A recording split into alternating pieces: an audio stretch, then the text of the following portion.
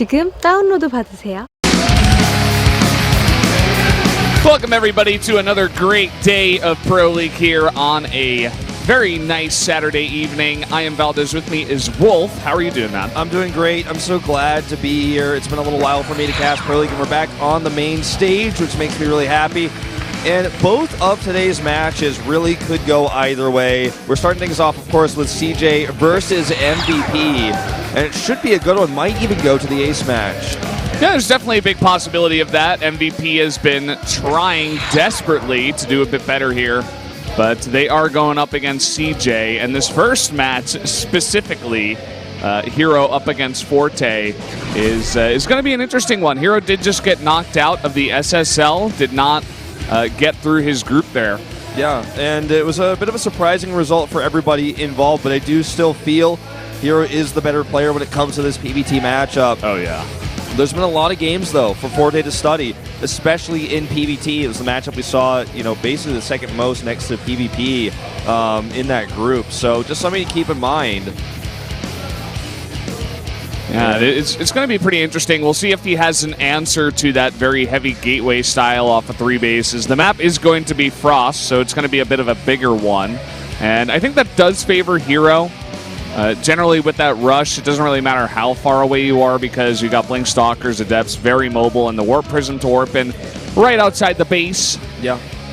And, Maru's been trying some stuff, but we'll see if Forte has an answer tonight. I'm really curious to see how MC will perform as well, because MC is actually, the player that did qualify for Kodas, did win his first Pro League match. So he's actually on a bit of a tear. A lot of people didn't expect him to do so well because he actually had retired like twice, and then he was streaming only, and now he's back full-time as a pro gamer. Oh. I don't know what happened there, but you can see our points up above us. Yeah. Oh. Now we're in the game. You guys are getting to see everything behind the scenes here. Okay, there we go. There we go. KT Rolster on top, 3-0. Jin Green Wings, though, is a game behind. I fully expect them to win their match tomorrow. Yeah, last round was, for me, all about Jin, but this round, for me, is all about SKT. Why are they doing so poorly? They've only played a few games, but in this beginning of the season, but they're not doing very well. They did poorly last round as well. Where is the best team in the world? Why are they sitting below the cutoff point for playoffs? Well, a couple of the reasons here is that Su and Dark are their most winning players, but Zergs are just not doing that well. And Dark actually having a lot of trouble losing 2 of his games. He played the first game against Alive and the second one against Patience, I believe, and lost them both, which is just not very Dark-like. He's sitting at 9-3, but he was 9-1 before that day, so kind of weird to see. If you look at the results of all of the MVP Chicken Maru players, except Forte, they are kind of on the rise, and I think that's the big story here. CJ needs 2 wins, and they do have a solid lineup here, and if MC could take a win, I think that's going to be their best opportunity, but I don't know if he could do it. If MC is able to defeat Gumiho, then I think they have a good chance, but otherwise, I think this is actually looking like an MVP match. Yeah, it's kind of interesting. We were talking about the predictions, and they're kind of all over the place. People not really agreeing. It's definitely a hard day to predict here. And I feel like the reason for that is that these teams are all very evenly matched. I mean, CJ up against MVP. CJ hasn't been doing that well. Maybe last year, if you look at it, CJ's the heavy favorite, but not so much today. I mean, there's definitely a chance for MVP to come back here. And even the second one, Samsung versus Afrika, is very even as well. Yeah, definitely true. I want to mention that the only player actually in the top list here for MVP is Gumiho, sitting at number 9. So he's actually broken, and it is pretty rare to see an MVP player actually in the winners ranking.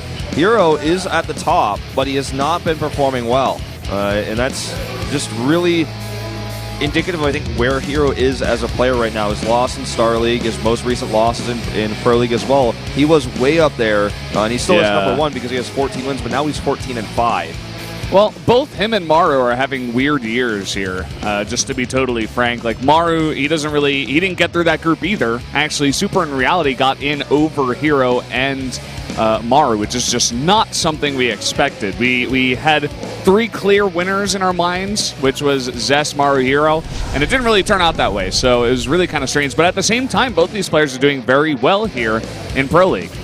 Yeah, absolutely.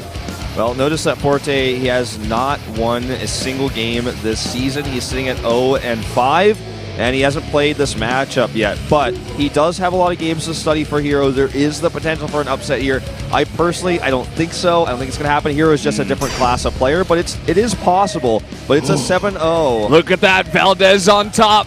Valdez rules the world. I'm tied with Daehyun in second place. I'll take that. I mean, you guys are only one prediction behind me, realistically, so things could change tonight, but I'll enjoy my victory for now. But this is going to be a fun one. We'll see if Forte can get the upset here in his first win, or is herO going to get his 100th win of Pro League here on Frost.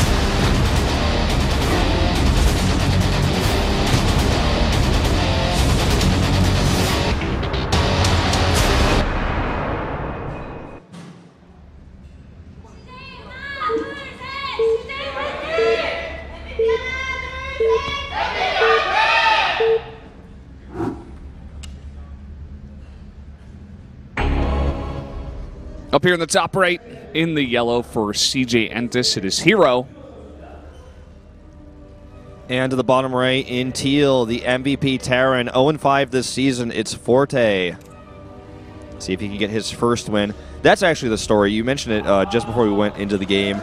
It's herO's 100th win, and it's also Kanata's birthday, by the way, so that's what the sign is about. 29. But if herO wins, it's his 100th win.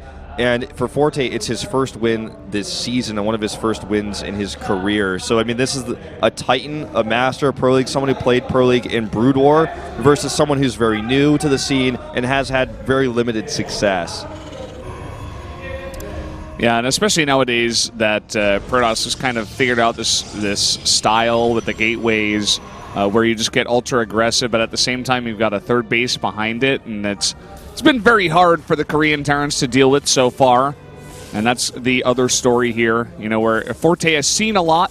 herO played a ton of PVTs against both Maru and Reality on his day there at the SSL Challenge matches of Group D, but he had some pretty good success. I think he lost a couple of those games, but the story is that Forte just has a lot to study. And is he going to have an answer tonight here on Frost? Yeah, that's the big question.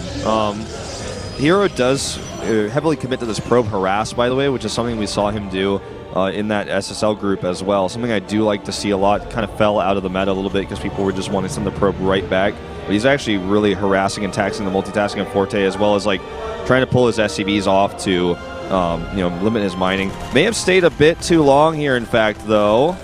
And down it goes. There it goes. Pretty unfortunate. He doesn't really get too much scouting information. Just sees the one Marine and the reactor coming down. Pretty standard stuff. And Forte is going for double gas, but he's not mining all of it. So it looks like he wants to get a little bit aggressive with the double gas. I think he has 2 in each gas. And it did make that very fast factory. So wouldn't be surprised to see a very fast drop here, or just some sort of aggression coming out of Forte. Yep, there's the immediate starport coming down right as soon as that factory is finished. He starts a Hellion as well. He's actually Marine scouting here, which is another rarity. Looks like he was maybe hoping to run into a probe and kill it. I was building the pylon outside the Nexus, something like that. Would have also scouted if the Mothership Core was, you know, taking a path down there if it came at that timing. But now he knows everything that's going on. It's just a normal Nexus, not a fast, you know, Mothership Core or anything like that.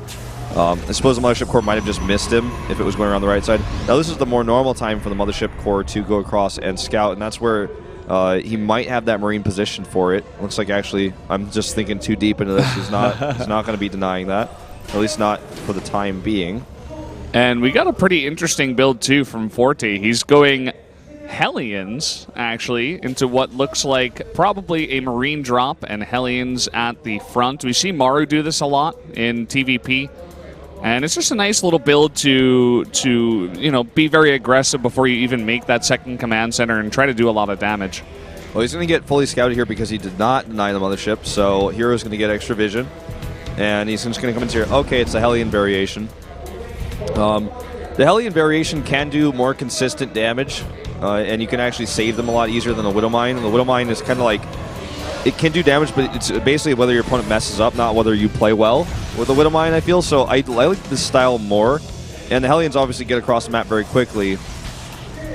And herO has to delay here as much as possible for that Mothership Core. He got the Scout, but it's not back at home, and he's going to need that overcharge here to try to defend. Although Forte is being a bit timid, he actually waited a little bit too long here, and the Marines are going to drop out into the main, but the Mothership Core is back and ready to defend. Yep, and it's going to pull the Hellions, or pull the probes away from the Hellions immediately. One Stalker will go down, but at the cost of, you know, all of these units being killed by Fort Forte. Yeah. He gets 2 probes in total. The Marines escape, but a big commitment to this level of harass that found really no damage. And wow, he's even rallied his Liberator here. He wants to commit to the aggression. Yeah, he's going one base. This is Forte trying to do a very weird build to try to catch him off guard and, you know, try to get ahead here against a better player overall. And so far, it just hasn't been working. herO's defense has been on point. Yep, look at this pylon placement here in the main. This isn't going to do anything if the Mothership Core reacts correctly. That's a lot of Marines, though. And look, he already gets 1 Zealot. The Stalkers are out of position as well, so that Liberator at the back should find some damage here. He's not in range of most of the probes. Actually, really nice pull there by herO. He doesn't pull all the probes, but he pulls the ones that are in range of the Liberator, so he only loses 2. And now he's going to come over here and kill that Liberator. Yeah, and this Cyclone push on the pylon is something we have seen in other regions. It's not as popular in Korea, but I do like this choice a lot. Now that that pylon's down, he can push a little bit closer. See, herO replaces this because he knows that it's really important for him to actually keep that, you know, extra blunt force, like pylon gun, you know, at the front to actually keep this Terran army away from his base. So he can keep mining off 2 bases to make the economy to have enough units to stop this attack. Yeah, and I like how slow herO's taking it. Oh, wow. He's actually going to push forward, kill that Cyclone, and he loses a Stalker for it, but now there's a tank. Yeah, so the tank is like the better version of the Cyclone. It doesn't have to be in range like that to fire, and the Liberator is going to move up as well. This is like an old school 1-1-1 type push that we're seeing here, and herO is taking a bit of damage at the front, but I feel like if Forte can't get more done quickly here, then this is going to start to fail. But look, he's moving up. Yeah, and he's actually supply blocked herO here. herO hasn't been making enough pylons. Now he's 72 of 70, but he's slowly building up a force. I like that he's not overreacting. You know, he's taking some damage, but he's not taking critical damage yet. And he's going to get a big enough army to a point where he can finally engage this. Well, another thing to keep in mind is the Dark Shrine's about to finish, and DTs will one-shot these Marines. He did just use 1 scan, and the Mothership is taking some damage. He needs to pull that back. I'm actually getting stressed here for herO. He's going to lose this Nexus, and he better hope that Forte doesn't have scans when the DTs come out. 2 of them just warped in. Oh, and here boy. comes 1. Well, this is doing a lot more damage than I expected. Very nice builds here from herO, or rather from Forte, and he's actually going to be pushed back by those DTs. He doesn't want to overstay his welcome. He's already killed the entire Nexus and all those pylons, so he's done a nice bit of damage. You know, I was thinking he was really going to try to end the game off this because he doesn't have stem and combat shields, but with the DTs out here and with no scan initially, he just had to let this go. It's not like he could just kind of run around the DTs for a little while and then back off, but now he's got 2 bases to 1. And he can transition. He just finished a tech lab on his barracks, so he can start that stem. He needs to, though, because you know, he's going to find himself tech-wise in big trouble. In a big trouble, Valdez. In a big trouble. And in fact, herO's counterattacking here. He's getting Blink, and he's going to try to force something to happen here. Don't forget, he still has that Dark Shrine tech to pull Forte into 2 different directions. Yeah, he's already forced 1 scan, and that's actually a Stalker in the Warp Prism. So I think he's just trying to bring these units out of position and then maybe go for it, but 1 Stalker not going to do all too much here in the main. Yeah, it brings all the units out of the position, but there's still tanks down there. I don't think herO could commit to this. It's actually really cool. Forte is playing this so well. He even sees the DT and lifts his tanks up. He's like, yeah, I'm not even going to scan for you. I have a turret back here. I'll land these as soon as the DT walks away. Very well played. I'm pretty impressed. I like moves like this. I like builds like this. Yeah, Forte came with a build for a best of 1 to take out a better player, right? Overall, a guy who's got more results, but and it worked. And herO didn't seem to really have an answer, rather than just, you know, take a bunch of damage and kind of just let it happen. So herO, I'm sure he's confident to say, okay, I'm behind now, but I'm willing to go into the later game. I think I can definitely play a game and win this out if I take it longer. So he doesn't overcommit to an attack or anything crazy like that. He just remakes his Nexus. He's got a Warp Prism out here for some harass. and he'll just try to defend from here. Yeah, I think he does need to use that Prism, though. That's going to be the crux of his success in this game if he does actually survive, because Stim is about to finish combat shields with it and +1 with this crazy powerful Terran army here. And he also has units at home, and he's rallying out tanks, so he should be able to defend anything that comes his way. Well, he needs to get everything ready. We're have units, actually. I was pretty sure he did. Okay, he does have a tank and a few Marines. He needs to rally the rest of his units out and defend here. And Stim is still not done. herO is committing to this. All of his army is not at home. It's actually going around, so we're going to have a bit of a base trade situation. I think this goes in Forte's favor, though. He's a Terran. He can lift his buildings, and he's rallying out Marines that now have Stim. Combat shield's about to finish. He holds this off. The Nexus is dead at home, and I think this was kind of herO's last-ditch, last attempt to win the game, but it's over now. He's lost it. Whoa, this is a really strange game, right? herO on the brink of getting win number 100. And he's in some dire straits here against Forte, a player none of us expected to take this game. Did he cancel Blink? Like, he's using the Warp Prism to micro, but he should be blinking. He's got Blink, yeah. He should be blinking. I don't know what he's doing, but this game is over. He can blink. If he can Warp Prism micro, he can do whatever he wants, but it's not going to win him this game. There's just no way that herO's army can ever fight the army of Forte at this point. Yeah. It's going to be really hard unless he gets totally out of position. Also, I think some probes do survive. Let me see here. 4. Yeah, there's actually 3 of them that are running away here that Forte actually did not catch. So. He has only 300 minerals. So I guess it's silly to think he could actually win this game. He knows he's lost it. I think he's just frustrated. He can't never kill this Terran army, and he will never be able to kill these buildings. The CC is burning, which is a mistake, but it doesn't matter. Look at how many structures he has left. He has these pylons left. He needs to make another building. He doesn't. He's defeated. GG. He actually did not GG out. He let all of his buildings die. Like, whoa, what am I watching? Like, I've never seen herO like this before, ever. This is actually like a diss that he didn't leave the game. Like, that's intense. What we just watched, and Forte takes his first win of the season and denies herO his 100th win. A huge upset. And this puts MVP Chickenmaro in good position to take this best of 5. This was the match that nobody expected MVP to take, but now that they've taken it, just as you said, they are in a great spot. Forte finally, he does his job against a fantastic player, and the woes of herO continue. This was really good play. This was... I'm like actually getting a little bit of chills because we talked about how many games herO just played on Thursday, 2 days ago. He had so much to study. He crafted a build for the map and just broke him apart. Used that Cyclone push, forced herO to make some mistakes. I feel like if his Liberator was in slightly better position there in the back of his base, herO would have had even more trouble dealing with this. Yeah. And I think this is going to be a build that we see a lot more often. Let me think about the map he did it on, too. On Frost, one of the toughest maps to do this on. If it was cross positions, that would have not worked as well. We might start seeing this build on maps like King's Sejong Station, other 2-player maps. Yeah, and especially on a map like Frost where you can get up that ramp and, it's decently easy to get into that natural, to get into position. This is a really nice build, and Forte really proving his stuff here, taking that best of 1, and this is why Pro League is awesome, because you get best of 1s between some players who are quote-unquote not supposed to win, but then they take crazy wins with really cool, unique builds, and it's just really cool. That's a really nice keyboard, by the way, by herO. He's got like a nice rainbow keyboard going on there. Yeah. Well, herO is not happy. Like, there's no way anyone is ever going to convince me that he thought he had a chance to win that game. He did not GG. He made Forte kill his last pylons. He, couldn't get his probes to the assimilators fast enough, to the gases fast enough to build those assimilators, and he just lost. All of his buildings were dead.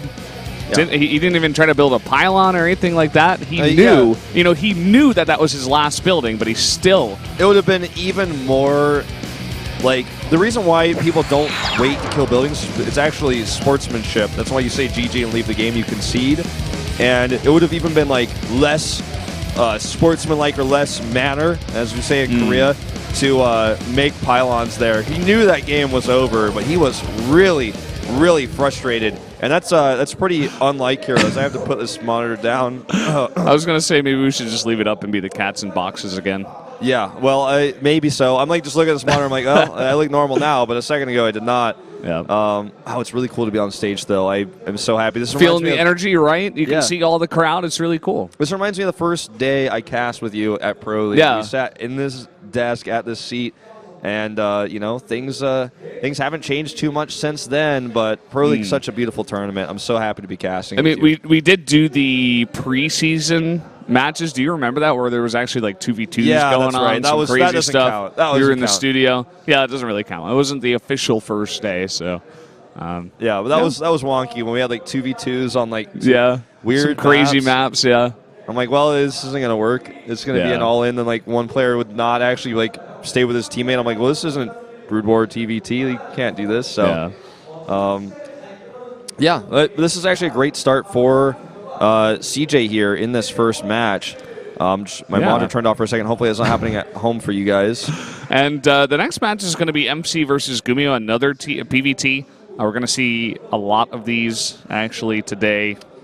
Yeah, Zerg is not doing too well. We will see a ZVZ later on, potentially. Yeah. Not even necessarily, but just with how things